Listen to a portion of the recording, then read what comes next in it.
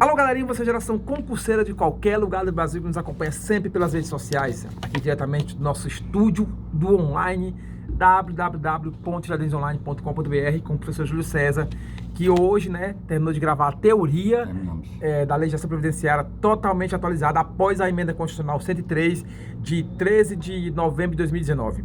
E também agora vamos comentar algumas questões desse simulado, dessas questões diabólicas que esse cara colocou agora, que ele botou mesmo para nos alunos, enfim. Pra você ter ideia, de 70 questões, eu acho que o índice de acerto foi, o máximo que acertaram foi 50, o primeiro colocado, se foi muita. Mas até então, que eu saiba, o dele foram 45 questões, os demais foi percepção. Mas enfim, simulado é para isso, professor? Para a gente ver os erros. Simulado é para aprender, para testar, mas principalmente para aprender. E sem contar também que foram, lembrando, questões fáceis, mas com pegadinhas. É isso que temos que ficar atento, professor Júlio César? E lembrando que esse foi o 6º simulado seguido do Colégio Tiradentes e vai ter o 7º simulado no final do mês. Mais um simulado aí. Lembrando que são o quê? 70, 7 vezes 7, 490 questões de legislação previdenciária. Primeira questão, vamos lá com o mestre professor Júlio César. Fala, a Lei Orgânica da Assistência Social, LOAS, define a assistência social como direito de todos e dever do Estado. Ressaltando que no concurso anterior, nós tivemos umas 7 questões sobre assistência social, sobre a LOAS, né? Então essa questão tem um pequeno erro aqui, quando diz direito de todo é na saúde, né? Com relação LOAS diz direito do cidadão. Questãozinha aqui, eu errei também. É só um detalhezinho. Próxima questão, os regimes das caixas de aposentadorias e pensão, CAPES, eram organizados por categorias profissionais. Errei também, que não é. Aí, as CAPES, elas eram organizadas por empresas, por categorias profissionais. No caso, foi posteriormente que nós tivemos os institutos, de previdência social. Mais uma questãozinha também errada, vamos lá. Considera-se assemelhado ao pescador artesanal aquele que realiza atividade de apoio à pessoa artesanal, exercendo trabalhos de confecção e de reparo em embarcações de pequeno porte. Porque muitas vezes a pessoa pode imaginar que pescador artesanal é aquele que exerce especificamente a atividade de pesca. Mas também nós temos o assemelhado ao pescador, que também faz jus ao seguro-defeso, que também é considerado segurado especial. Exemplo, aquela pessoa que trabalha na confecção, ou então na reparação das embarcações de pequeno porte. Eu errei porque eu pensei que esse confecção aqui fosse confecção mesmo dele. Não, é confecção, é fazer, como é que chama? Como fosse aquela produção de jangada, não tem nada. Exato, eu sei o que é. E eu errei, eu disse, mais uma questão que eu também errei. Esse um lado, lembrando, eu só acertei 34 questões. Mas é isso mesmo, vamos lá. É um bom começo, né? Decepcionante, mas um bom começo. O seu é aquele tipo de amigo que dá auxílio ao suicídio. Isso é crime. Isso é crime perante a lei. Vamos lá. Situação hipotética. Paulo trabalha como professor remunerado de uma escola particular e, concomitantemente, explora atividade econômica agropecuária em regime de economia familiar em uma chácara de 2 módulos fiscais. Assertiva. Nessa situação, Paulo é segurado obrigatório em relação a cada uma das atividades realizadas. Eu acho que é só em uma, eu errei. Uma pessoa pode ser enquadrada como segurado especial e em outra categoria de segurado? Não. Quem é segurado especial não pode concomitantemente exercer outra atividade e ficar sendo considerado segurado especial. Se ele exerce atividade rural pela manhã e trabalha à tarde e à noite como empregado, esse segurado vai ser enquadrado em qual categoria? Empregado e não segurado especial. Verdade. Então, mais uma questão que eu também errei. Próximo, brasileiro contratado pela Organização dos Estados Unidos da América, da qual o Brasil faz parte como membro efetivo, é considerado segurado obrigatório na condição de contribuinte individual, mesmo que domiciliado e contratado no exterior, salvo se estiver coberto por regime próprio de previdência social. Que tá certa a questão aí. Essa questão aqui tá certa. É que eu errei ela.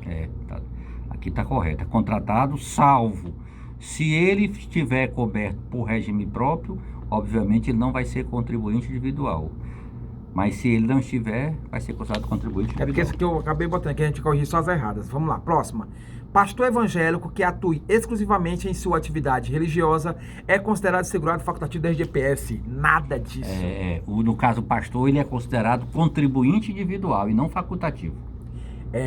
Questão: o recebimento de rendimento decorrente do exercício de mandato de vereador do município, onde desenvolve a atividade rural, ou de dirigente de cooperativa rural, constituída inclusive por segurados especiais, não descaracteriza a condição de segurados especiais. Aqui também eu deixei em branco. Aqui está errado, porque a legislação inclusive, diz... né, ali...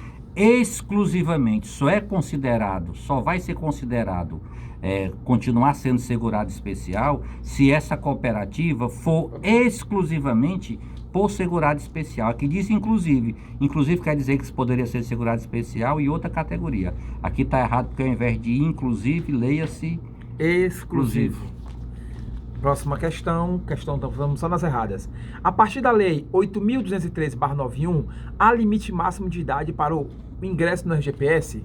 Aí não há limite máximo, porque imagine hoje, vamos imaginar em tese, uma pessoa de 80 anos pode começar a pagar a Previdência a partir dos 80 anos? Pode. Não há idade limite para você ingressar. Então vamos lá. Próxima questão errada. Após a inscrição, o segurado facultativo somente poderá recolher contribuições em atraso, mesmo se estiver ocorrida a perda da qualidade de segurado? Está errado, porque se tiver ocorrido a perda da qualidade de segurado, ele não pode. Não poderá. O indivíduo que, sendo detentor de cargo efetivo, for nomeado para cargo em comissão no âmbito da União, será segurado obrigatório do RGPS? Se ele já era servidor e está ocupando um cargo comissão, ele continua sendo servidor vinculado ao regime próprio. Ele não é segurado do RGPS, porque ele já é servidor efetivo. Vejam só que as questões são todos assuntos batidos em sala de aula, mas somente pegadinhas que você tem que ficar atento nisso aí, né? Além da contribuição proveniente de empregados e empregadores, são fontes de custeio da Seguridade Social a contribuição do exportador de bens e serviços? Está errado, porque não é exportador. É importador. É importador. Essa questão também aqui, veja só que é só questões batidas em sala de aula, mas todas com pegadinhas. Vamos lá, mais uma questão aqui, deixa eu ver que está certa, vamos para as erradas. Vamos também, essa aqui, a alíquota de contribuição do empregado doméstico para o custeio da Seguridade Social é a mesma que a alíquota aplicável aos demais empregados, que está correta. Correto. Deixa eu ver aqui, a errada. Outra errada aqui, errada, pronto. No caso de espetáculo desportivo, esse aqui eu até digo sim hoje, o recolhimento da contribuição previdenciária fica a cargo da associação desportiva que mantém a equipe de futebol profissional? Quando fala espetáculo desportivo, o jogo é um espetáculo desportivo, entendeu? Então, nesse caso, nós tivemos o jogo, o espetáculo desportivo. Quem é responsável em recolher a contribuição previdenciária? A entidade que está promovendo o evento. A federação, a confederação, a Comebol. Aí tem que observar isso, né? Então não é o clube que vai recolher, é sim a entidade promotora do evento. A contribuição do empregador doméstico é de 12% e incide sobre o salário mínimo. A contribuição do empregador não é de 12%, mas sim de 8% e incide sobre o salário de contribuição do empregado doméstico, que pode ser do mínimo até o máximo. Então aqui também, professor, que foi uma pegadinha grande, viu? A contribuição do empregador doméstico é de 12% e incide sobre o salário mínimo. Teria dois erros, né? Que seria 8% e outro não é sobre o salário mínimo, seria... do mínimo ao máximo. Salário de contribuição. Perdão, é exatamente isso. Mais uma questão errada aqui.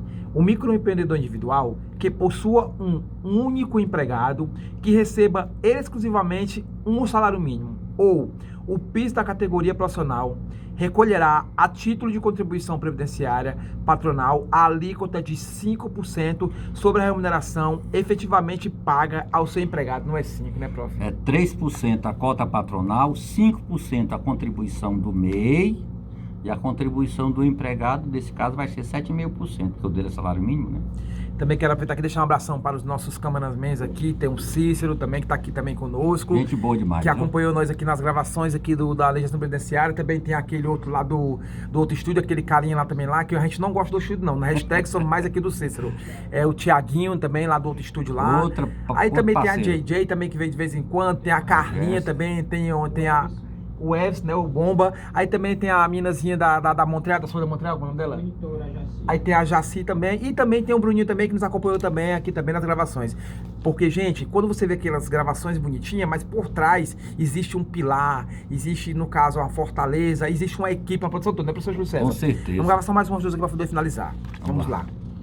Eduardo, empregado da empresa RS, recebe diárias para viagens, cujos valores excedem 50% do seu salário. Nesse caso, haverá incidência de contribuição previdenciária sobre os valores das diárias recebidas? Nesse caso aí já está pacificado esse assunto. Diárias, não importa o percentual em relação ao salário recebido. Diárias não incide contribuição. Eu deixei em branco isso aqui. Nesse caso haverá incidência, está errado. Não haverá incidência. Vamos lá. E aqui agora, Patrícia, empregada, essa aqui inclusive até foi uma questão que a gente até corrigiu também. Boa essa questão é boa. Patrícia, empregada da empresa Dutra e Dutra Companhia Limitada, com o salário de contribuição no valor mínimo, entrou em gozo de salário maternidade. Nessa situação, haverá incidência da contribuição previdenciária sobre o valor recebido por Brenda a título de salário maternidade e salário família. Aí o seguinte, ela está recebendo o salário maternidade. Sobre o salário maternidade incide contribuição. E ela também é segurada de baixa renda e tem direito a receber a cota do salário família. Cota do salário família não integra salário, então não incide contribuição. Então essa questão está errada porque diz que ela... Maternidade e família, só incide sobre a maternidade. Só para finalizar aqui no final aqui, ó. Haverá incidência da contribuição previdenciária sobre o valor recebido. Por Patrícia, na verdade eu troquei o nome aqui, viu? Por Brenda. Patrícia, eu quis dizer Patrícia aqui. Então, no caso, vamos ver. Então, mas é o nome que a mesma pessoa, né? Mas tá errado, né? Tá errado. Então, vamos lá. Próxima questão aqui, errada, certa, errada. É prerrogativa do INSS o exame de contabilidade da empresa, ficando esta obrigada a exibir todos os livros relacionados com as contribuições sociais. Isso aí não é do INSS, é da Secretaria da Receita Federal do Brasil. É mais fácil corrigir essa errada, né? Que foi mais pouquinho, né? Só pulando.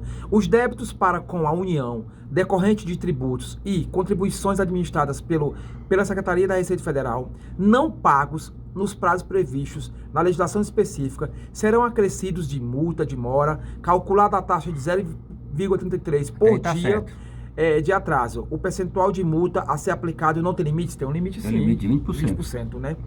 Vamos aqui para a saideira. Como é pequenininha, vamos aqui para as duas últimas saideiras. Aqui, duas pequenininhas aqui, pronto. Errada. Estela, proprietária de uma empresa, declarou ao físico os valores da contribuição previdenciária patronal, mas não fez o devido recolhimento. A conduta da Estela configura crime de sonegação previdenciária? Eu acho que não. Porque ela declarou.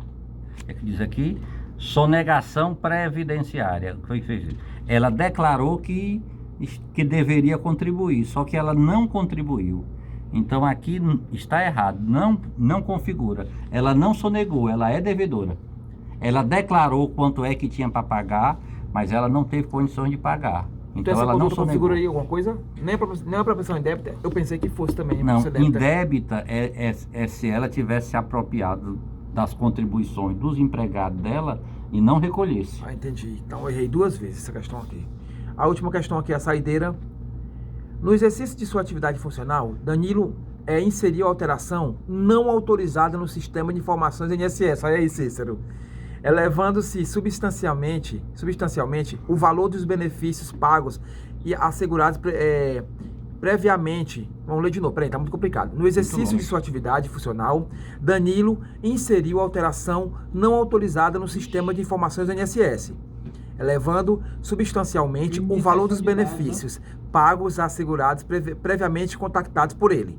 Para efeito de divisão do produto do crime, todavia, o procedimento de Danilo acionou os mecanismos de segurança do sistema, de modo que as alterações foram bloqueadas e o servidor que as introduziu foi identificado.